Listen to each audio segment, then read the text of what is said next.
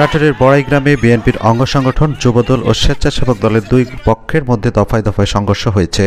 এতে উভয় পক্ষের অন্তত 15 জন আহত হয়েছে বলে খবর পাওয়া গেছে। এদের মধ্যে গুরুতর আহত অবস্থায় 3 জনকে রাজশাহী মেডিকেল কলেজ হাসপাতালে ভর্তি করা হয়েছে। রোববার সন্ধ্যায় উপজেলার কয়েনবাজার এলাকায় এ সংঘর্ষের ঘটনা ঘটে। এর আগে বিকেলে থেকে দুই পক্ষের মধ্যে উত্তেজনা বিরাজ করছিল। পরে তারা দফায় দফায় সংঘর্ষে জড়িয়ে পড়ে।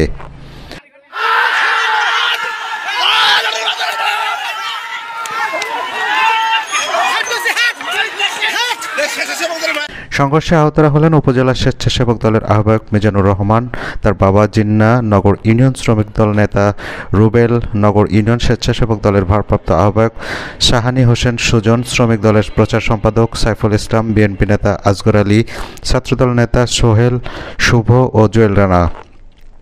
এছাড়াও অপরপক্ষের আহতরা হলেন ছাত্রদল নেতা হৃদয়, উপজেলা কৃষক দলের আহ্বায়ক সানাউল্লাহ, নাসিম, সাইদুল ইসলাম, সাইফুল ইসলাম। এদের মধ্যে হৃদয়, রুবেল ও জিন্নাকে রাজশাহী মেডিকেল কলেজ হাসপাতালে প্রেরণ করা হয়েছে।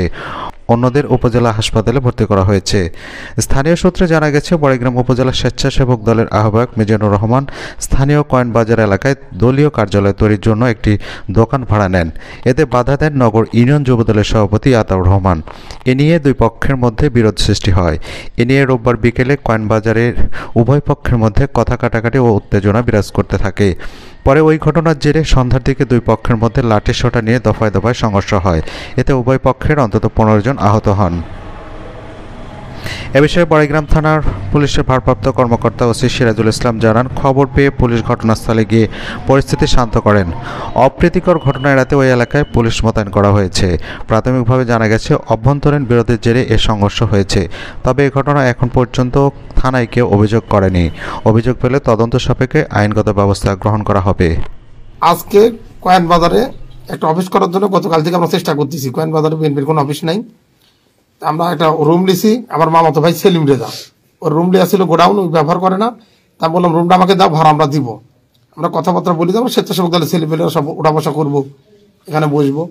সেই আলোকে সে রুম দিছে, পরিষ্কার করেছি। আমি বনপাড়া ব্যানার করে বাসায় গেছি, বাজারে ব্যানার রেখে আবার টেবিল আনতে গেছি। এর মধ্যে দেখি যে রুমের মালিক, তার সাথে গিয়ে যুব দলের সভাপতি আতাউর, সেই গাছ কাটা আতাউর, এই যা ধরেন ওর সাথে সেই হামারি তামারি লাগাইছে, মানে বাজারে পর গেলজাম।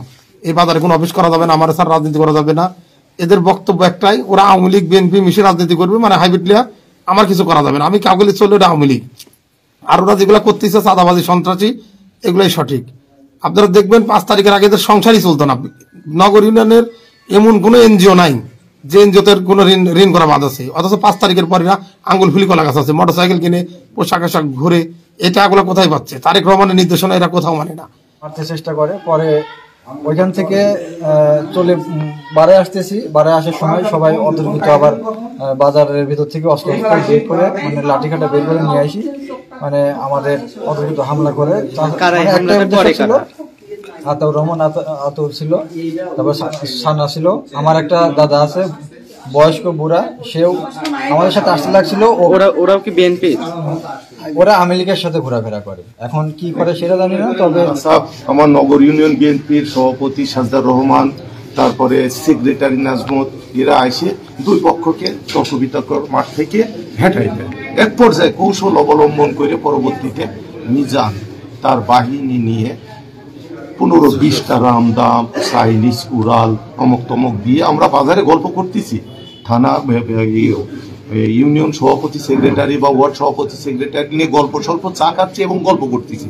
এমন অবস্থায় ওরা এই সাজোয়া, রামদাও, চাইনিজ কুড়াল এগুলা নিয়ে আসে হামলার শিকার। তখন আমরা প্রতিহত করা, অর্থাৎ আমি ব্যক্তিগত মাঝেই ছিলাম ঠেকানোর উদ্দেশ্যে। তারপরে আসে আমার মাথায় একটা আঘাত করে। তারপরে মধ্যে যারা ঠেকাইতে গেছে, থানার কৃষক দলের আহ্বায়ক সানোয়ার হোসেন সানা, ও মধ্যে ছিল, ওকে মনে হয় 2টা কূপ মারছে। ইন্ডিপেন্ডেন্ট টাইমে একটা শব্দ গেল কি যে ওরা রামদাস চাইনিজ কুড়োল নিয়ে আসতেছে। তখন আমাদের কিছু ছেলে পেলে রোডে উঠতে আসে অতর্কিতভাবে হামলা করে, এবং এই হামলাকে আমরা ঠেকাতে যায় আমরা বিভিন্নভাবে আঘাতপ্রাপ্ত হয়েছি। আমাকেও রামদাও দিয়ে কূপ মারছে আমার পায়ে, এবং হাতেও মারছে। তো যাই হোক, এই আওয়ামী লীগকে প্রতিষ্ঠিত করার লক্ষ্যে এবং আজকে আমাদের জেলা বিএনপির একটা কমিটি বহিঃপ্রকাশ ঘটে। আহ্বায়ক কমিটি, অ্যাডহক কমিটি, এই কমিটি সম্পর্কে আওয়ামী লীগের লোকজনকে নিয়ে বলে যে কমিটি আমরা মানি না। তো যাই হোক, এমনি অবস্থার পরে আজকের এই পরিস্থিতি।